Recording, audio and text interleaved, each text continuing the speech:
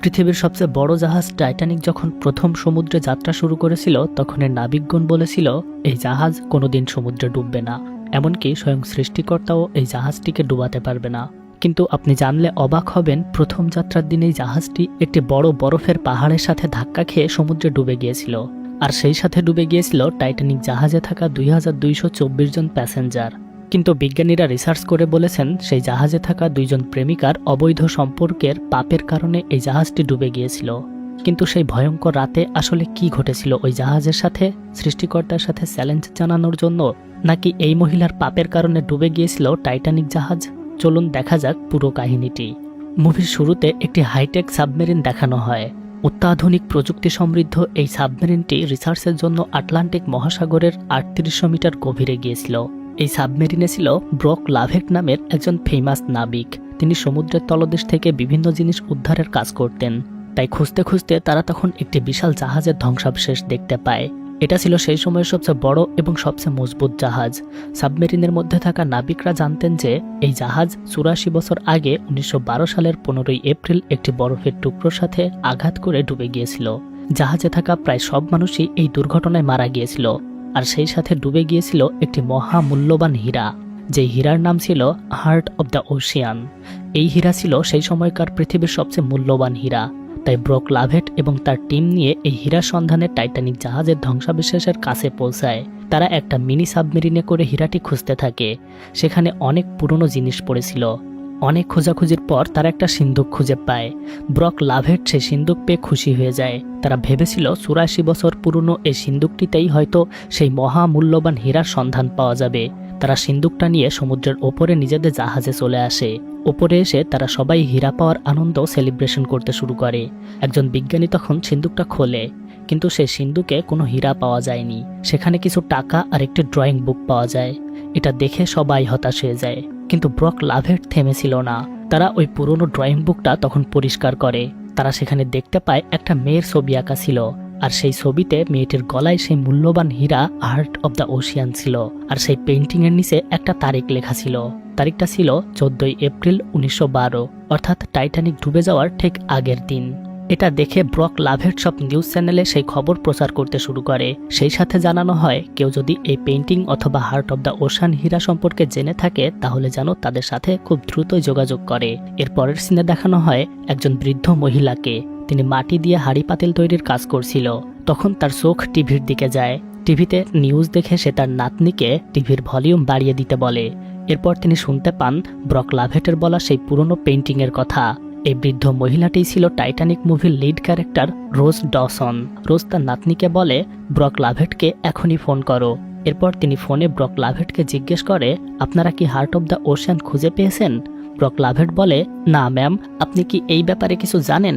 রোজ বলে, আপনারা যে পেইন্টিংটি খুঁজে পেয়েছেন সেটা আমার। এরপর ব্রক লাভেট তার টিমকে রোজের কাছে পাঠায়। তারা হেলিকপ্টারে করে রোজ এবং তার নাতনিকে নিজেদের জাহাজে সেই সমুদ্রের মাঝখানে নিয়ে আসে। এরপর ব্রক লাভেট রোজকে সেই ছবিটি দেখায়।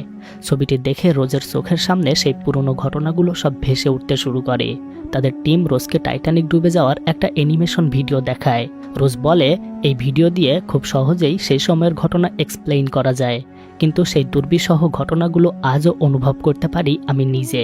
ব্রক লাভেট বলে, ম্যাম, আপনি আমাদের সাথে সেই সময়কার ঘটনা বলতে পারেন। এরপর রোজ সেই ঘটনা বলতে শুরু করে। রোজ বলে, আজ থেকে 84 বছর আগে টাইটানিক জাহাজ ছিল স্বপ্নের একটা জাহাজ। এরপর অতীতের সেই ঘটনা দেখানো হয় যখন রোজের বয়স ছিল মাত্র 17 বছর। রোজ ছিল একদম পরীর মতো সুন্দরী এবং রাজকীয় পরিবারের একটি মেয়ে। সে তার মা এবং হবু বর ক্যালের সাথে সাউথহ্যাম্পটন থেকে নিউ ইয়র্ক যাচ্ছিল। টাইটানিক জাহাজ ছিল 3 ভাগে বিভক্ত, যেখানে ছিল ফার্স্ট ক্লাস, সেকেন্ড ক্লাস এবং থার্ড ক্লাস। ফার্স্ট ক্লাস ছিল বিলাসবহুল সব জিনিস দিয়ে সাজানো, যেখানে দেখা যেত সমাজের অভিজাত সব শ্রেণী পেশার মানুষদেরকে। সেকেন্ড ক্লাসে ছিল মধ্যবিত্তরা, আর থার্ড ক্লাসে ছিল নিম্নবিত্ত দরিদ্র শ্রেণীর মানুষদের জন্য। টাইটানিক এমন এক জাহাজ ছিল যার একটি টিকিটের জন্য মানুষ সবাই সেখানে ভিড় করত। এদিকে আমাদের সেই সমুদ্রের পাশে একটি হোটেলে একজন ছেলেকে দেখানো হয় যার নাম ছিল জ্যাক। জ্যাক আর তার বন্ধু সেখানে জুয়া খেলার মাধ্যমে টাইটানিকের 2টি টিকিট পায়। তখন সেখানে একজন এসে বলে জাহাজ ছাড়ার আর মাত্র 5 মিনিট বাকি আছে। জ্যাক আর তার বন্ধু দৌড়ে গিয়ে জাহাজে ওঠে। বাকিরা সমুদ্রের তীর থেকে জাহাজটাকে বিদায় জানায়। শুরু হয় টাইটানিকের আটলান্টিক মহাসাগরের ওপর দিয়ে নিউ ইয়র্কের উদ্দেশ্যে অভিনব এক যাত্রা। টাইটানিক ছেড়ে যাওয়ার কিছুক্ষণ পর এর প্রধান ক্যাপ্টেন জাহাজের ছাদে এসে দাঁড়ায়। ক্যাপ্টেন বাকি নাবিকদের বলে, জাহাজের স্পিড বাড়িয়ে দাও। টাইটানিক দ্রুত গতিতে না চললে যাত্রীরা এতে ভ্রমণের আসল আনন্দ উপভোগ করতে পারবে না। এরপর জাহাজটি হাই স্পিডে চালানো হয়। অন্যদিকে যাত্রীরা সবাই নিজেদের জায়গায় চলে যায়। রোজ তার ফ্যামিলির সাথে বসে লাঞ্চ করছিল। সেখানে জাহাজের কিছু লোকও ছিল। তারা নিজেদের মতো টাইটানিকের বিষয়বস্তু নিয়ে আলোচনা করছিল। রোজের এসব বোরিং ডিসকাশন শুনতে একদমই ভালো লাগছিল না, তাই সে দ্রুত কেবিনের বাইরে চলে আসে। অন্যদিকে জ্যাক তার বন্ধুর সাথে বসেছিল। জ্যাক ছিল একজন আর্টিস্ট। সে জাহাজের এক কোনায় দাঁড়ানো বাবা মেয়েকে একসাথে গল্প করতে দেখে তাদের ছবি আঁকতে শুরু করে। তখন হঠাৎ তার চোখ গিয়ে পড়ে জাহাজের ওপরের তলায় দাঁড়ানো রোজের দিকে। রোজকে দেখে জ্যাক মুগ্ধ হয়ে তার দিকে তাকিয়ে থাকে। জ্যাক তার বন্ধুকে বলে, এভাবে তাকিয়ে থেকে কোনো লাভ হবে না। ওই মেয়েটা রাজকীয় পরিবারের মেয়ে। তাকে পাওয়া আর বাতাসকে বন্দি করা একই কথা। তুমি তাকে কখনো পাবে না। কিন্তু জ্যাক তার বন্ধুর কথায় কান না দিয়ে এক দৃষ্টিতে রোজের দিকে তাকিয়ে থাকে। রাতে ফার্স্ট ক্লাসে একটি পার্টির আয়োজন করা হয়। সেখানে রোজ এবং তার পরিবারও ছিল। রোজ খাবার টেবিলে মন খারাপ করে বসেছিল। রোজ তার মায়ের বলা কথাগুলো মনে করছিল। রোজের মায়ের মতে ধনী ব্যক্তিদের জীবন অন্যদের থেকে হয় আলাদা। তাদের ভালো পোশাক পরতে হবে, পার্টিতে যেতে হবে, সবার সাথে হাসি মুখে কথা বলতে হবে, কিন্তু নিচু শ্রেণীর মানুষদের সাথে সবসময় দূরত্ব বজায় রেখে চলতে হবে। রোজের এসব নিয়মকানুন একদমই পছন্দ ছিল না। সে যেন তার মায়ের আদেশ নিষেধ মানতে মানতে নিজের অস্তিত্বকেই আর খুঁজে পাচ্ছিল না।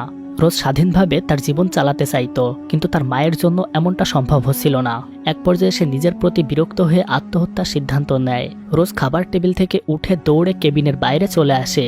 রোজ জাহাজের পাশে দাঁড়িয়ে সমুদ্রের পানিতে ঝাঁপ দিতে যায়। তখন পেছন থেকে জ্যাক এসে তাকে বাধা দেয়। জ্যাক বলে, তোমার হাত দাও, আমি তোমাকে উপরে উঠিয়ে আনছি। রোজ বলে, আমার কাছে আসবে না, না হলে আমি পানিতে ঝাঁপ দেব। জ্যাক তখন বলে, তুমি যদি পানিতে ঝাঁপ দাও তাহলে তোমাকে বাঁচানোর জন্য আমাকেও ঝাঁপ দিতে হবে। রোজ বলে, তাহলে তুমিও মারা যাবে। জ্যাক তখন বলে, আমি সাঁতার জানি, কিন্তু এই পানিতে পড়লে বাঁচা সম্ভব না, কারণ এই পানি বরফের চেয়েও বেশি ঠান্ডা। তুমি নিশ্চয়ই আমার মৃত্যু চাইবে না। জ্যাকের কথা শুনে রোজ উঠে আসার জন্য হাত বাড়ায়। রোজ পা পিছলে পড়ে যেতে নেয়। তখন জ্যাক তাকে উঠিয়ে আনে। রোজের চিৎকার শুনে সেখানে সিকিউরিটি গার্ড এসে পড়ে। তারা ভাবে জ্যাক হয়তো রোজের সাথে কোনো খারাপ ব্যবহার করছিল, তাই সিকিউরিটি গার্ড জ্যাককে ধরে ফেলে আর ক্যালকে খবর দেয়। কিন্তু রোজ তখন ক্যালকে বলে, জ্যাক কিছুই করেনি, আমি রেলিংয়ের ওপর দাঁড়িয়ে সমুদ্রের ঢেউ উপভোগ করছিলাম। তখন হঠাৎ আমার পা পিছলে যায় আর জ্যাক এসে আমার প্রাণ বাঁচিয়েছে। এটা শুনে সবাই জ্যাককে বাহবা দেয় আর ক্যাল জ্যাককে $20 উপহার দিতে বলে। তখন রোজ বলে, আমার জীবন বাঁচানোর মূল্য মাত্র $20, আমি কি এতটাই সস্তা? এটা শুনে ক্যাল জ্যাকের কাছে যায় আর তাকে পরের দিন ডিনারে ইনভাইট করে। এরপর রোজ তার রুমে চলে আসে। কিছুক্ষণ পর ক্যাল রোজের রুমে যায় এবং তাকে একটি নেকলেস উপহার দেয়। ক্যাল রোজকে নেকলেসটি পরিয়ে দিতে দিতে বলে, এটি হলো পৃথিবীর সবচেয়ে মূল্যবান হীরা, হার্ট অব দ্য ওশিয়ান। পরের দিন সকালে রোজ জ্যাকের সাথে দেখা করতে যায়। রোজ তাকে ধন্যবাদ জানায়। জ্যাক জিজ্ঞেস করে, তুমি সুইসাইড করতে চাচ্ছিলে কেন? রোজ তখন তাকে নিজের হাতে পড়ে থাকা এঙ্গেজমেন্টের রিংটা দেখায়। রোজ বলে, আমার অনুমতি না নিয়ে আমার বিয়ে ঠিক করা হয়েছে। শুধু বিয়ে নয়, আমার জীবনের কোনো কিছুই আমার ইচ্ছে মতো হয় না, সবকিছু জোর করে চাপিয়ে দেওয়া হয়। আমি এই বন্দি জীবন থেকে মুক্তি চাচ্ছিলাম। জ্যাক আবারও জিজ্ঞেস করে, তোমার যার সঙ্গে বিয়ে হচ্ছে তুমি কি তাকে ভালোবাসো না? রোজ জ্যাকের কথার কোনো উত্তর দেয় না। রোজ জ্যাকের কাছে একটি ড্রয়িং বুক দেখতে পায়। রোজ জিজ্ঞেস করে, তুমি কি ড্রয়িং করো? রোজ তার ড্রয়িং করা সবগুলো ছবি দেখছিল আর জ্যাক তাকে ছবিগুলোর ব্যাপারে বলছিল। এভাবে তারা দুজন একসাথে অনেকক্ষণ সময় কাটায়। রোজের জ্যাকের সাথে কথা বলতে অনেক ভালো লাগছিল। রোজ তার জীবনে প্রথমবারের মতো এতটা ভালো সময় কাটায়। ততক্ষণে সন্ধ্যা হয়ে যায়। রোজের মা তার কয়েকজন ফ্রেন্ডের সাথে জাহাজ ঘুরে দেখছিল। তখন রোজ এবং জ্যাককে সে দেখতে পায়। রোজ তাকে জ্যাকের সাথে পরিচয় করিয়ে দেয়, কিন্তু রোজের মা জ্যাককে দেখে খুব একটা খুশি হয় না। এরপর তিনি রোজকে নিয়ে সেখান থেকে চলে যান। রোজের মায়ের একজন ফ্রেন্ড মিসেস ব্রাউন জ্যাককে জিজ্ঞেস করে, তুমি আজ রাতের ডিনারে কি পোশাক পরবে? জ্যাক বলে, সে যা পরে আছে তাই পরবে। এরপর ব্রাউন জ্যাককে নিয়ে এসে একটি স্যুট দেয়। ব্রাউন বলে, এটা আমি আমার ছেলের জন্য কিনেছিলাম, তুমিও তো আমার ছেলের মতোই। এরপর সেটা পরে জ্যাক ডিনার পার্টিতে আসে। ডিনার টেবিলে রোজের মা এবং ক্যাল জ্যাককে নানাভাবে অপদস্থ করতে চায়। ক্যাল তখন সবাইকে বলে জ্যাক 3rd ক্লাস থেকে এসেছে। জ্যাক তখন এই কথার জবাবে ক্যালকে বলে, কাল পর্যন্ত আমি ফুটপাতে ছিলাম, আর আজ আমি বিশ্বের সবচেয়ে বড় জাহাজের 1st ক্লাসে বসে আপনাদের সাথে ডিনার করছি।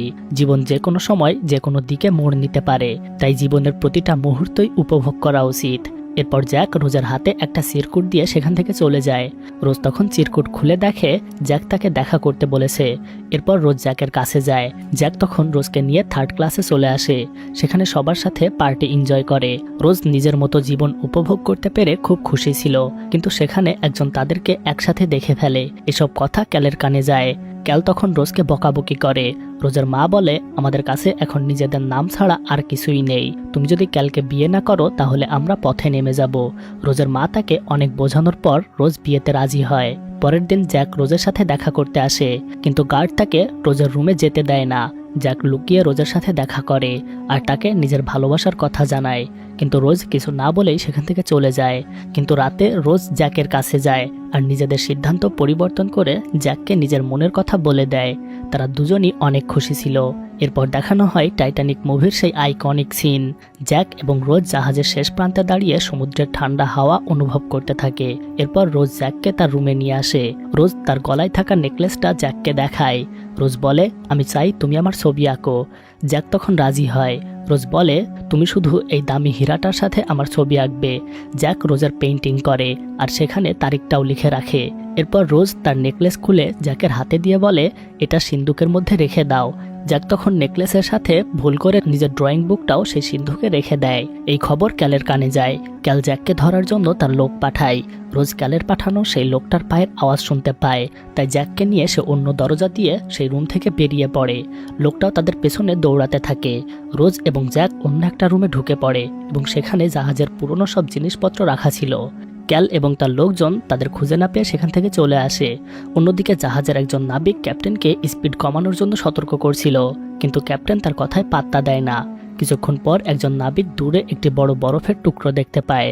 সব নাবিকদের সতর্ক করার জন্য জাহাজে সাইরেন বাজানো হয়। সবাই জাহাজকে অন্যদিকে ঘোরানোর চেষ্টা করে, কিন্তু স্পিড বেশি হওয়ার কারণে জাহাজের একটা অংশের সাথে বরফের টুকরোর সাথে আঘাত লাগে। এতে জাহাজে পানি উঠতে শুরু করে। ক্যাপ্টেন পানি আটকানোর অর্ডার দেয়। তখন কিছু লোক সেখানে আটকা পড়ে যায়। রোজ এবং জ্যাক এসব দেখতে পায়। তারা সবাইকে বলার জন্য 1st ক্লাসে উঠে আসে। তখন ক্যালের একজন লোক লুকিয়ে জ্যাকের পকেটে সেই হীরার নেকলেসটা ঢুকিয়ে দেয়। তারা ক্যালের কাছে আসলে ক্যাল পুলিশকে বলে জ্যাককে সার্চ করার জন্য। জ্যাকের পকেটে নেকলেস পেয়ে পুলিশ তাকে অ্যারেস্ট করে। জ্যাক রোজকে বারবার করে বলতে থাকে, রোজ আমাকে বিশ্বাস করো, আমি চুরি করিনি, এসব ক্যালের কাজ। পুলিশ জ্যাককে নিয়ে যায়, তাকে হাতকড়া পরিয়ে আটকে রাখে। অন্যদিকে এই জাহাজের ডিজাইনাররা ক্যাপ্টেনকে জাহাজের মডেলটা দেখায় আর বলে জাহাজটি 1 ঘন্টার মধ্যে ডুবে যাবে। জাহাজের ক্রু মেম্বাররা সবাইকে লাইফ জ্যাকেট দেয়। জাহাজের 1st ক্লাসের লোকদেরকে আগে জাহাজ থেকে সরানোর ব্যবস্থা করা হয়। অন্যদিকে 3rd ক্লাসের সবাইকে আটকে রাখা হয়। রোজ তখন এন্ড্রোসকে জিজ্ঞেস করে কি হয়েছে। এন্ড্রোস বলে আগামী 1 ঘন্টার মধ্যে জাহাজ পুরোপুরি পানিতে ডুবে যাবে। এন্ড্রোস রোজকে তাড়াতাড়ি লাইফ বোটে উঠতে বলে। 1st ক্লাসের অনেকেই লাইফ বোটে করে জাহাজ থেকে বেরিয়ে যাচ্ছিল। রোজের মাও বোটে ওঠে এবং রোজকে তার সাথে উঠতে বলে। রোজ তার মায়ের কথা শোনে না, উল্টো জ্যাককে খোঁজার জন্য জাহাজের ভেতরের দিকে সে দৌড়ে যায়। রোজ অনেক খুঁজে জ্যাকের কাছে পৌঁছায়, কিন্তু জ্যাককে হাতকড়া পরিয়ে আটকে রাখা হয়েছিল। রোজ জ্যাককে বাঁচানোর জন্য সবার কাছে সাহায্য চাইতে থাকে, কিন্তু জাহাজে তখন পানি বেড়েই যাচ্ছিল। সবাই নিজেদের জীবন বাঁচানোর জন্যই ব্যস্ত হয়ে পড়েছিল।